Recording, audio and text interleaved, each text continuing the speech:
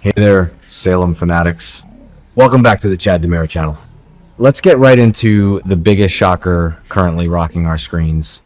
Is it actually possible that the legendary Nicole Walker is making her way back to Salem to visit her dying daughter? You heard me right. The rumor mill is on absolute fire because our latest spoilers heavily emphasize that Nicole might be returning to visit Holly Jonas, who is literally on her deathbed at University Hospital. Brady Black just dropped a massive truth bomb on us, revealing that Nicole is officially back in the United States and is currently waiting in Chicago. The setup is absolutely perfect for a desperate mother to rush to her dying child's side. But here is the kicker, guys. Is Arianne Zucker actually going to step back into the shoes of this iconic legacy character, or are we looking at a highly controversial recast? The stakes have never been higher, and the drama is reaching a boiling point. The reality of Holly's situation is absolutely gut-wrenching. She is deteriorating rapidly, and the poor girl is putting on an incredibly brave face for Tate. We just watched a heartbreaking scene where Holly flat out lies to Tate, telling him she is feeling so much better just so he will leave and stop worrying about her. But the second he walks out that hospital room door, she completely crumbles, writhing in agonizing, unbearable pain. It is a slow burn tragedy that is tearing us apart. Her body is shutting down from severe arsenic poisoning, and the clock is ticking. This isn't just a minor health scare, this is a full-blown life or death crisis that is about to blow Salem wide open. Can you believe the writers are taking it this far with Daniel Jonas's only child? Let's be real for a second about the elephant in the room regarding Arianne Zucker. As much as we would all scream with joy to see her storm into that hospital and reclaim her throne, the chances of her actual return are incredibly slim. Any true fan knows about the massive real-life lawsuit she filed against Days of Our Lives, Sony, Albert Alar, and Ken Corday. They settled out of court, and historically speaking, television networks absolutely refuse to rehire actors who have taken them to litigation. I am completely on Arianne's side in this messy situation because she stood up for what was right and protected her peace, but business is business in the soap world. So, what does this mean for the show? If Nicole does walk through those hospital doors to save Holly, we are almost certainly looking at a temporary recast. Recasting a legacy character like Nicole in the middle of a massive emotional climax is a huge risk, but leaving a dying Holly without her mother would be even worse. What do you guys think? Would you accept a recast Nicole if it meant saving Holly's life? Now let's talk about the absolute monster pulling the strings behind this nightmare, EJ DiMera.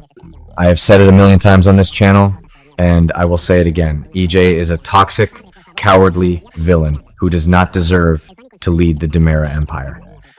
My guy Chad DiMera would never ever let an innocent teenage girl die just to protect the company's bottom line. But what is EJ doing? He is actively covering up the fact that Holly is dying from arsenic poisoning caused by DiMera Pharmaceuticals' tainted Coriseal pills. EJ's henchman George already tested the water samples and got lightning-fast results confirming the arsenic. EJ knows exactly what is killing Holly, yet he is sitting back and watching her suffer just to save his own skin.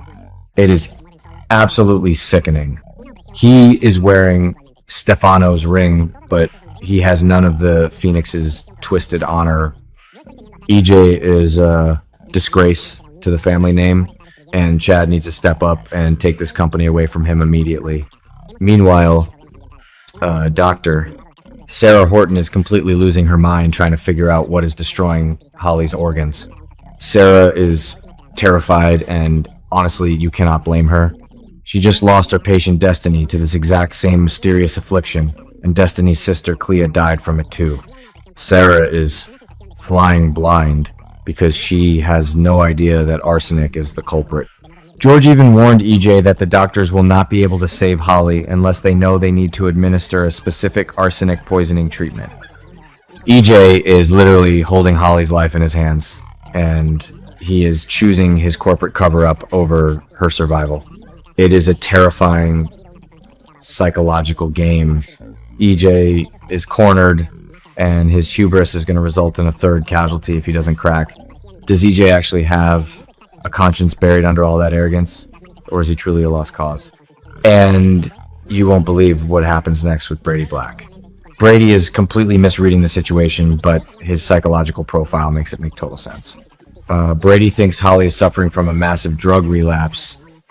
He knows she has Coriseal in her system and is drinking an insane amount of water, so his mind immediately jumps to illegal substances. Why? Because Brady is an addict who has battled his own demons for decades. He has relapsed over Kristen, over Teresa, over sheer stress. He is projecting his own trauma onto Holly. He looks at the immense stress she is under, the presumed death of her former best friend, Sophia, the relentless manslaughter lawsuit being pushed by a grieving Amy Choi, and he assumes Holly simply broke under the pressure. It is a brilliant, tragic misunderstanding that perfectly highlights Brady's own internal struggles. But his wrong theory is wasting precious time that Holly simply does not have. But here is where the plot twist gets incredibly juicy. Brady might be wrong about the relapse, but his instincts as a private investigator are absolutely spot on. George just delivered some panic-inducing news to EJ. He spotted Brady snooping around Smith Island, taking his own water samples. Amazing. Brady is unknowingly closing in on the exact location where EJ buried those arsenic-laced pills.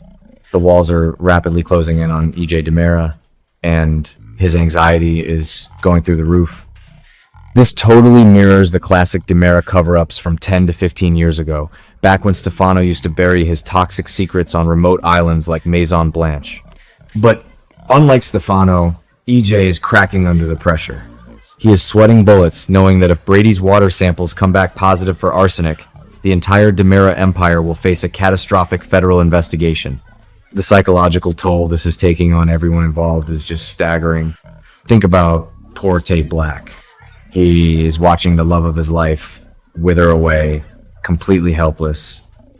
It is giving me major flashbacks to the tragic, star-crossed romances of Salem's past, like Bo and Hope's early struggles, or even Nicole's devastating loss of Daniel Jonas.